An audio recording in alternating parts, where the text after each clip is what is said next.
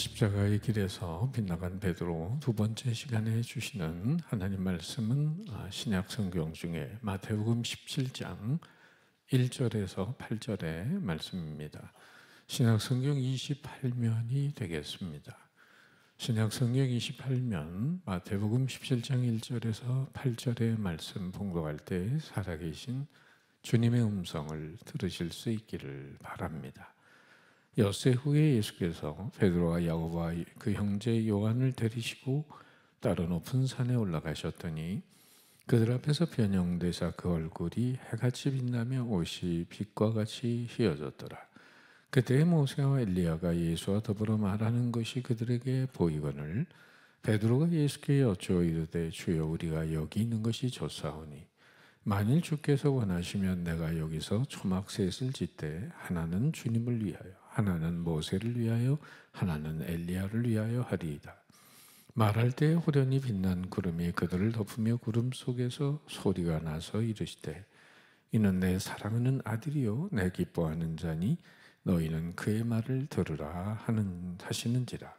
제자들이 듣고 엎드려 심히 두려워하니 예수께서 나와 그들에게 손을 대시며 이르시되 일어나라 두려워하지 말라 하시니 제자들이 눈을 들고 보매 오직 예수 외에는 아무도 보이지 아니하더라. 아멘. 영국의 위대한 작가 윌리엄 셰익스피어는 이런 말을 했습니다. 불행을 고치는 약이 있다면 그것은 다름 아닌 소망입니다. 오늘날 많은 사람들이 절망 가운데 죽어가는 이유가 무엇이겠습니까? 그것은 비단 현재의 고통 때문만은 아닐 것입니다. 바로 미래에 대한 소망이 보이지 않기 때문에 그렇습니다. 역사학자, 철학자 아놀드 토인비도 81세를 맞이하면서 다음과 같은 기록을 남겼습니다. 사람이 늙으면서 과거에 붙들려 있으면 불행이다. 또 미래에 대한 눈을 뜨지 않으면 현재만 유지하려는 연약한 마음만 생긴다. 과거의 사람은 몸이 죽기 전에 이미 정신이 죽은 사람이다. 그러나 희망을 갖고 미래를 보는 용기가 도리어 사람을 젊게 만든다. 이것은 현재에 의해서 현재를 살기보다는 미래에 의해서 현재를 살아가는 지혜와 능력이 있다는 것을 의미하는 것입니다. 예컨대 단칸방에 사는 사람이 열심히 노력해서 한 20평짜리 아파트를 얻게 되었다고 생각해 보세요. 그런 이사갈 소망을 가지고 있는데 더 이상의 소망이 없이 단칸방 판잣집 같은 방에 혼자 하루하루 살아가는 삶과 앞으로 20평 아파트에 분명한 소망이 있어진 상태에서의 그 단칸방의 삶이란 질적인 차이가 있는 것입니다. 앞에 소망이 없을 때는 하루하루가 힘들고 낙이 없이 되는 대로 살았는데 앞에 소망이 있을 때는 비록 이사 가기 전이라도 나의 삶에 활력이 있고 어려운 환경을 참아낼 수 있는 인내의 능력이 소망으로부터 주어지고 또 변변치 않은 것이라도 넉넉하지 않아도 남에게 베풀고 나누어 줄 수 있는 너그러운 사랑의 마음이 주어지는 것은 왜 그렇을까요? 그것은 앞에 있는 소망으로부터 오늘 그런 힘이 주어지는 것 아니겠습니까?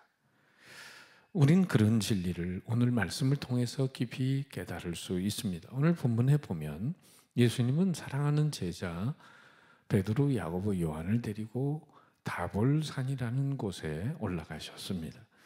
이 산은 갈릴리 호수 서남쪽으로 약 20km 떨어진 지역에 있고 해발 588m에 이르게 됩니다.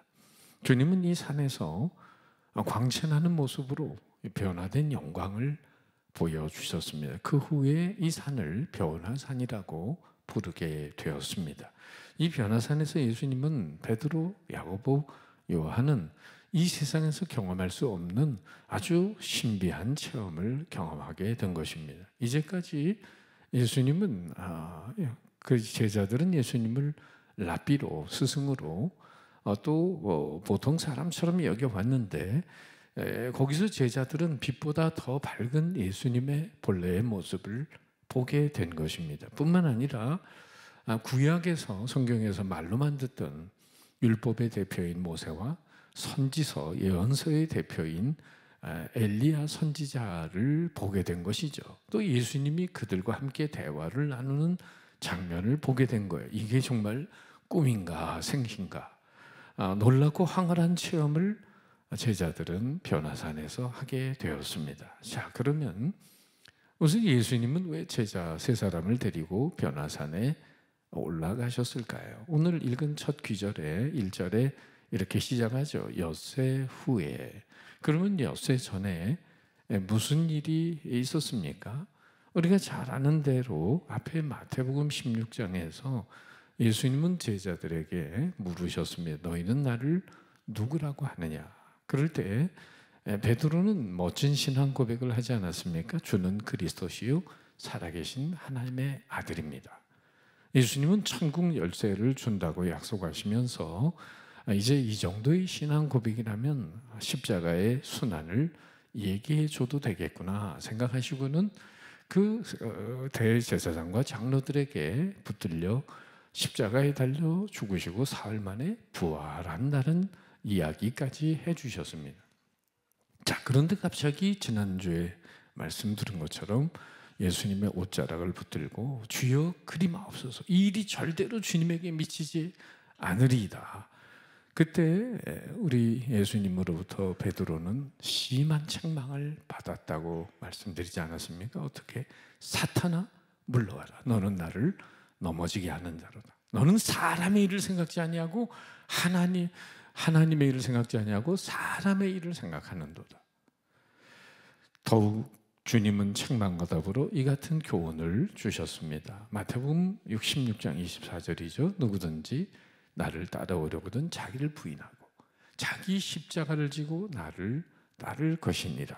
능력 많은 예수님 따라다니다 보면 뭐 한 자리 하겠거니 하고 그런 부푼 기대감을 가지고 쫓아가다가 엄청난 책망을 받은 베드로와 제자들은 얼마나 그 마음이 위축이 되고 낙심이 되었을까요? 더군다나 십자가를 지고 따라오라는 그런 말씀에 저들은 두려움과 절망이 엄습해 왔을 것입니다.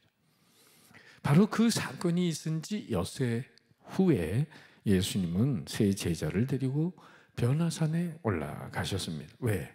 그들에게 위로와 소망과 확신을 주시기 위함이었습니다. 그러면 예수님 어떻게 그들을 위로하고 소망을 주고자 했을까요? 산에 가서 얘들아 우리 바람이나 쐬자, 기분 전환이나 좀 하자, 속세를 떠나서 우리 세상 일 좀 잊어보자, 그런 의도였을까요? 안 그렇습니다. 2절 말씀에 보세요. 그들 앞에서 변형되사 그 얼굴이 해같이 빛나며 옷이 빛과 같이 휘어졌더라. 이 변형되사라는 헬라 원어는 메타모르포라는 단어인데요, 변화된다는 것인데 마가복음에서는 그 변화의 모습을 이렇게 얘기하고 있습니다. 그 옷이 광채가 나며 세상에서 빨래하는 자가 그렇게 희게 할 수 없을 만큼 매우 희어졌더라. 말로 표현할 수조차 없는 놀랍고 영광스러운 모습이 이러했습니다. 그런데 여기서 우리가 반드시 생각해야 할 것이 있습니다. 외적인 변화가 아니라 이것은 내부로부터 오는 변화의 사실입니다. 즉 외적인 변화가 아니라 내부로부터 우러나오는 변화였다는 사실이에요. 그냥 겉만 바뀌었다는 것이 아닙니다. 내부에 자리하고 있던 본질적인 것이 밖으로 드러났다는 이야기입니다. 소중한 것이 감춰져 있다가 드러난 것을 말하는 거죠. 어떤 보화가 있다고 할 때 그게 뭐 먼지가 묻고 때가 끼면 보석이든지 여러분 그것을 닦아내면은 원래 가지고 있던 광채가 드러나는 것처럼 그렇게 그 예수님 안에 있던 본래의 모습이 이 변화산상에서 나타났다고 하는 것입니다. 이걸 신학적인 용어로 빌려서 말하면 감추어진 영광의 계시다라고 말합니다. 감춰져 있던 영광이 드러났어요. 본질적인 것과 함께 미래적인 모습을 앞서 보여주신 것이죠. 예수님의 본래의 모습을 제자들은 보게 된 겁니다. 말씀이 육신이 되어 우리 가운데 거하셨지만은 장차 영광스러운 모습으로 변화될 것입니다. 하늘의 영광스러운 그 모습을 미리 계시해서 제자들에게 보여주신 거죠. 영화의 예고편은 그 영화의 하이라이트를 잠깐 맛보기로 보여주는 거잖아요. 오늘 제자들에게 보여주신 주님의 본래적이고 미래적인 모습은 우리가 죽은 다음에 천국에 가면 만나게 될 주님의 본래의 모습인 것입니다. 바로 그렇다면 여러분, 왜 이 찬란한 주님의 본래의 모습, 영광스러운 모습을 제자들에게 보여주셨을까요? 그 대답을 한마디로, 문장으로 이렇게 얘기할 수 있을 것입니다. 이런 영광스러운 미래가 너희 앞에 장차, 이런 천국, 이런 부활의 영광이 너희 앞에도 펼쳐질 것이다. 고로 내 앞에, 그리고 너희 앞에 놓여진 십자가를 두려워하지 말라. 시청각적인 위로와 교훈을 주신 것입니다. 그러니까 하늘의 환상, 천국의 영광스러운 모습을 바라보느라면 이 세상에서 당하는 고난과 핍박, 심지어 순교의 아픔까지도 이겨낼 수 있는 힘이 주어진다는 말입니다. 왜 스데반 집사님이 죽어가면서, 돌에 맞아 죽어가면서 천사의 얼굴로 죽었다고 성경은 기록되어 있잖아요. 어떻게 그렇게 할 수가 있었습니까? 가장 행복한 얼굴로, 사랑스러운 얼굴로 그가 돌에 맞아 죽어가면서 그런 모습을 보일 수 있었어요. 그건 환상 가운데 영광스러운 주님의 모습이 하나님 보좌 우편에 서신 것을 볼 수 있었기 때문입니다. 더불어 하늘에서 누리게 될 영광스러운 모습으로 인해 스데반 집사님은 땅의 아픔과 고통을 이겨낼 수 있었기 때문입니다. 마찬가지로 예수님 자신의 모습을 변형해서 하늘의 영광을 제자들에게 보여주신 이유를 또 다른 각도에서 말씀드린다면, 너희가 설사 나처럼 십자가에 순교 당할지라도 영광스러운 세계를 맛보게 될 터이니 걱정하지 말라, 두려워하지 말라는 것입니다. 바로 그래서 변호산에서 저들은 시간과 영원의 만남을 가지게 된 것이에요. 여기에서 우리는 신앙의 본질을 몇 가지 깨닫게 됩니다. 참 신앙이란 오늘에 의해서 내일을 보는 게 아니라 내일에 의해서 오늘을 보는 것입니다. 신앙이란 시간에 의해서 영혼을 보는 것이 아닙니다.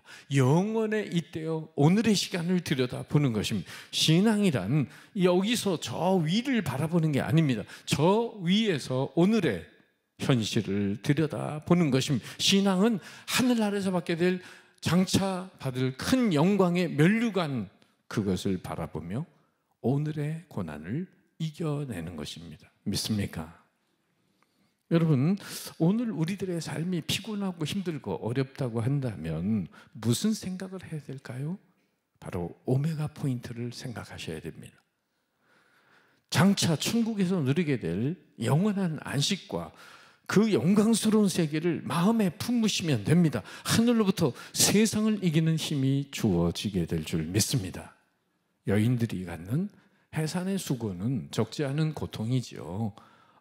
그러나 그 고통을 이겨낼 수 있는 비결은 주님도 말씀하셨지만 바로 그 생명에 대한 소망, 새 생명의 기쁨을 소망하기 때문이죠. 2000년 전 기독교인들이 많은 순교를 당했습니다. 원형 경기장에서 맹수의 밥이 되어질 수밖에 없는 상황에서 사자가 달려들 때에 아기를 업은 이 크리스찬 엄마는 아기를 꼭 안으면서 이렇게 말했던 거죠. 얘야, 조금만 참아라. 곧 새날이 온단다. 영생과 부활의 소망이 아니었던들 저들은 그 엄청난 그 고통을 어떻게 이겨낼 수 있었겠습니까? 우리 모름지기 고통이란 그 끝에 기쁨이 약속되어 있어야 참아낼 가치가 있는 것입니다. 오늘 내 앞에 닥친 고통이 분명히 소망적이요 또한 생명적인 약속으로 이어진다면, 그걸 확실히 믿을 수만 있다면 우리는 어떠한 고통도 마다하지 않을 수 있어요. 문제는 소망의 문제요, 약속의 문제입니다. 예수님은 십자가의 고통을 어떻게 이겨내셨습니까? 히브리서 기자는 이렇게 그 비결을 말합니다. 같이 읽어볼까요? 시작. 그는 그 앞에 있는 기쁨을 위하여 십자가를 참으사 부끄러움을 개의치 아니하시더니 하나님 보좌 우편에 앉으셨느니라. 바로 부활과 승천의 영광을 내다보신 거죠.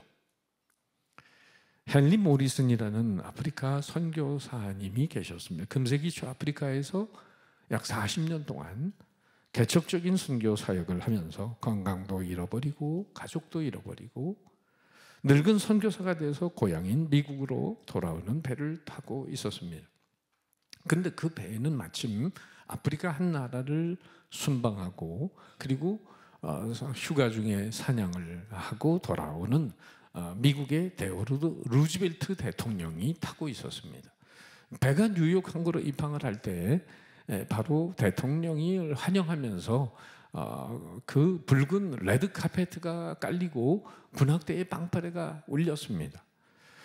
대통령 일행이 항구를 빠져나간 뒤에 헨리 모리슨 선교사님도 이제 항구의 출구로 나서려고 하지만 그러나 레드 카페트도 없고 군악대의 빵빠레도 없었습니다. 그분은 저녁 노을진 하늘을 향해 이렇게 주님께 외치고 싶었습니다. 주님, 이것이 40년 동안 아프리카에서 제 청춘을, 제 인생을, 제 건강을, 제 삶을 바친 결과입니까?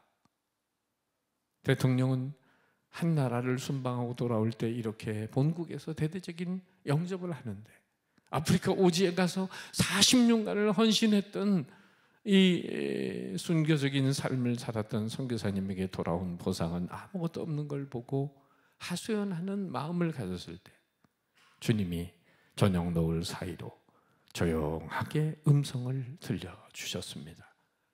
헨리야, 아들아, 넌 아직 고향에 오지 않았단다. 네가 고향에 돌아오는 날 레드카펫이 아닌 황금 유리길로 군악대가 아닌 천사들의 나팔 소리와 함께 내가 너를 마중 나오마. 선교사님은 뒤도 돌아보지 않고 배를 타고 다시 아프리카로 가서 그 땅에 묻히셨다는 얘기가 들려옵니다. 그렇습니다. 우린 아직 고향에 오지 않았습니다. 그래서 우린 다시 약속의 내비게이션을 바라보고 믿음의 순례를, 섬김의 순례를, 사랑의 순례를 계속해야 됩니다. 바울은 그래서 로마서 8장 18절에 이렇게 고백합니다. 다 같이 시작. 생각하건대 현재의 고난은 장차 우리에게 나타날 영광과 비교할 수 없도다. 믿습니까?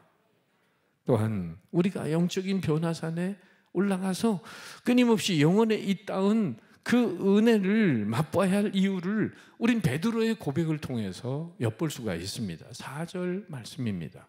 베드로가 예수께 여짜와 이르되 주여, 우리가 여기 있는 것이 좋사오니 만일 주께서 원하시면 내가 여기서 초막셋을 짓되 하나는 주님을 위해, 하나는 모세를 위해, 하나는 엘리야를 위하여 하리이다.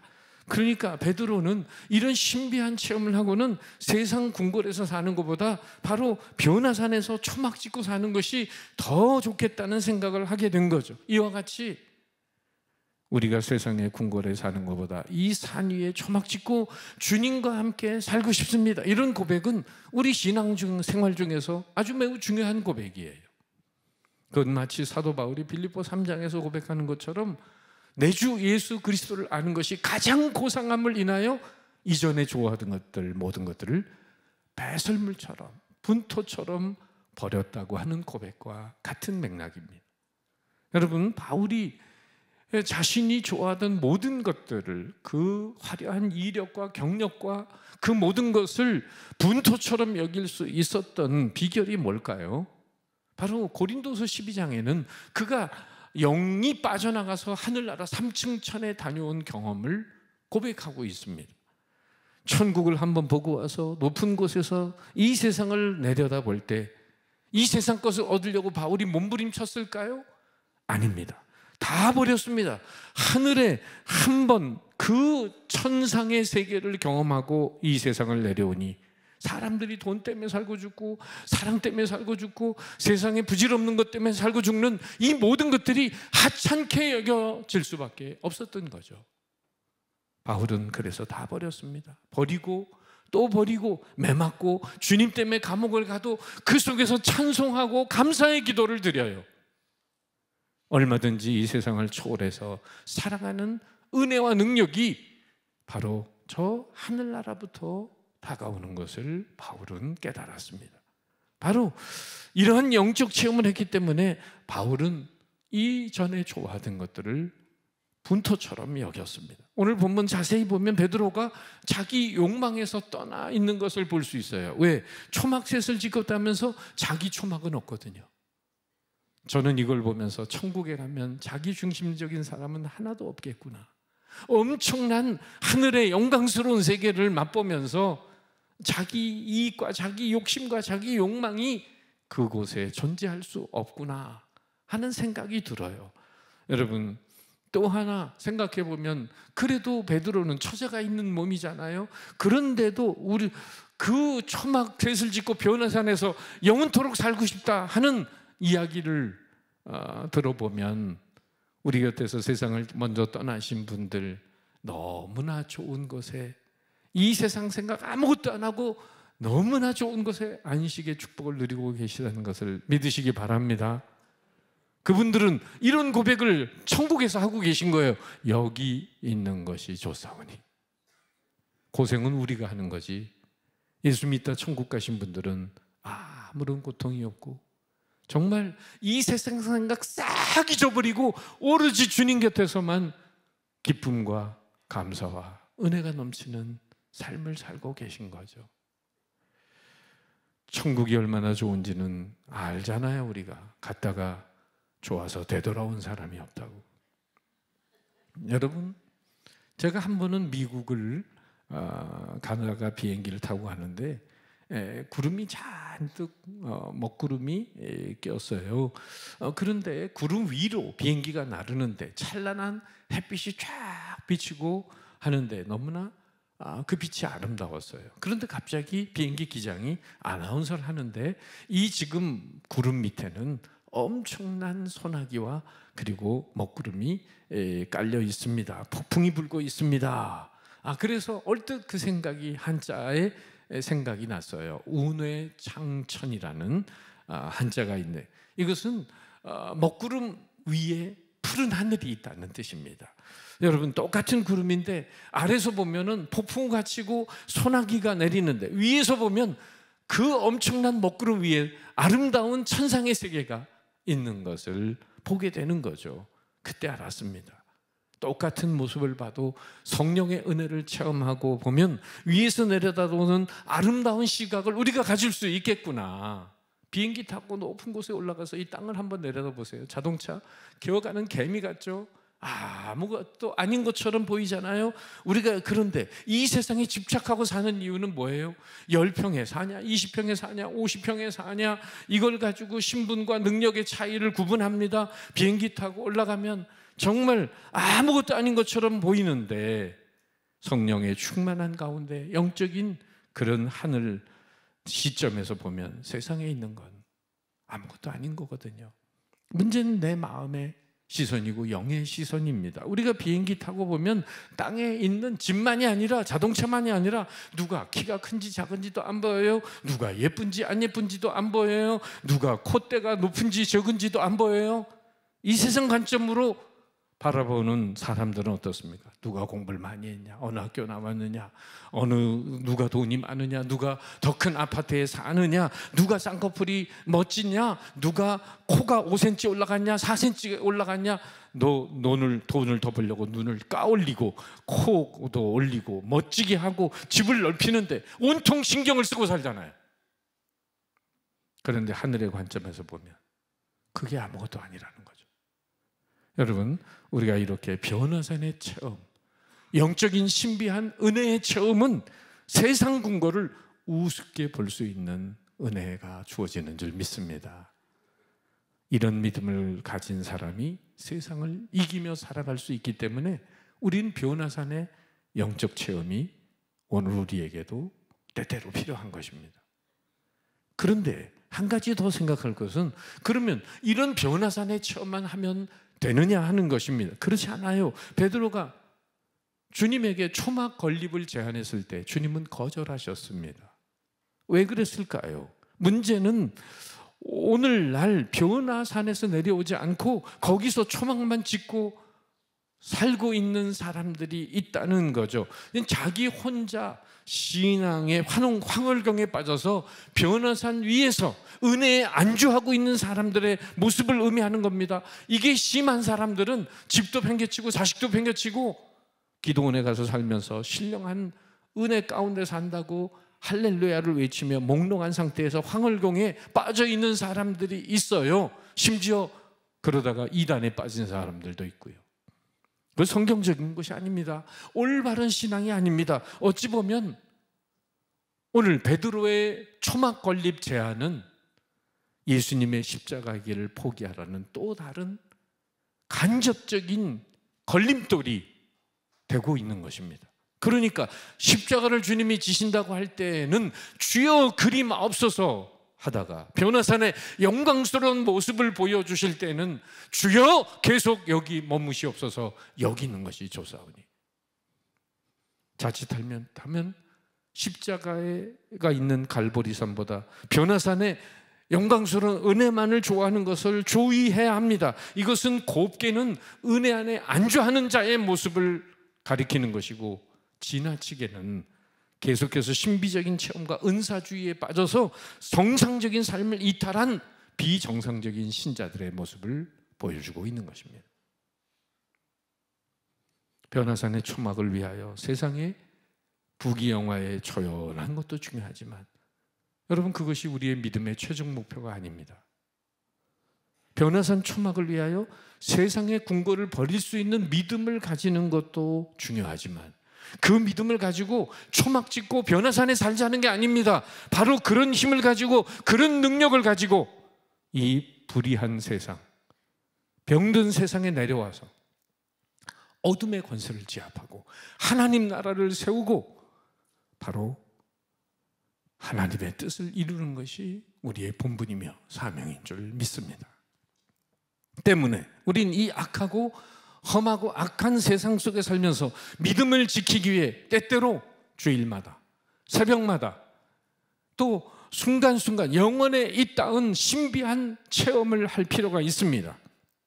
더 나아가서 하나님 나라의 건설을 이 세상에 하기 위해서 우린 변화산의 황홀한 체험을 할 필요가 있는 것입니다.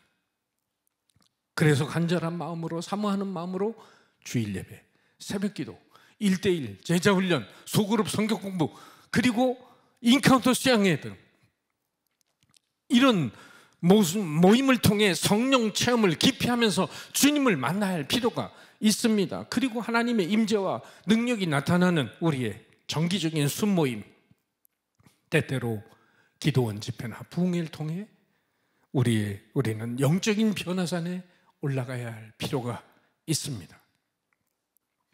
그러나 여러분, 잊지 마세요. 우리가 읽은 성경 마태복음 11장 본문 아래에 보면 변화산에서 내려오니까 바로 그 밑에는 벙어리 귀신 들린 아이와 그 아버지가 9 제자에게 귀신을 쫓아내달라고 하면서 아우성을 치고 있는 장면의 모습이 있었습니다. 그렇습니다. 우리가 변화산의 체험, 성령 체험을 한 것은 이 세상으로 내려와서 이 세상에서 귀신 들리고 병들고 불의한 세상과 싸워서 그들에게 자유를 주고 하나님 나라를 건설하는 데 있는 것입니다. 이탈리아의 르네상스 절정기에 아주 활약했던 유명한 화가 라파엘이라는 사람을 여러분 아십니까? 라파엘은 오늘 본문을 주제로 성화를 그렸습니다. 한번 이 성화의 그림을 보여드립니다. 바로 맨 위에는 영광스러운 우리가 천국 가서 보게 될 주님의 본래의 모습을 볼 수 있고, 그리고 양 옆에는 모세와 엘리야가 있습니다. 그리고 바로 그 밑에는 그 영적인 변화산의 환상을 보면서 거의 까무러치다시피 한 베드로, 야고보, 요한의 모습이 중간에 있어요. 그런데 그 산 밑에는 바로 이 귀신 들린 아이의 아버지가 아이를 고쳐달라고 하면서 고통 속에 있는 아이를 살려내고 싶어하는 그런 가운데 아비규환 속에 있는 세상의 모습이 첨예하게 그려져 있는 것입니다. 자, 여러분, 우리는 과연 어느 단계에 있는 것일까요? 오늘날 교인 중에는 세 종류의 사람이 있는 것입니다. 오늘의 말씀의 관점에서 보면 변화산 아래 문제 많은 세상에만 살고 있는 사람이에요. 둘째는 변화산 위에서 은혜만을 체험하려고 하는 사람입니다. 세 번째는 변화산의 은혜를 체험하고 세상에 나가서 주신 사명을 감당하는 사람입니다.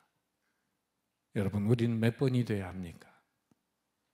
3번 되시겠습니다. 우린 변화산에만 머물러 있어서는 안 됩니다. 거기서는 세상을 이길 수 없어요. 세상의 죄악을 이겨낼 수 없어요. 그렇다고 해서 변화산 위에만 머물러 있어서도 안 됩니다. 변화산의 체험이 꼭 필요하지만 변화산에 머물러 있으면 변화산 아래에 있는 것과 별반 차이가 없어요. 그것은 2단 되기 십상입니다.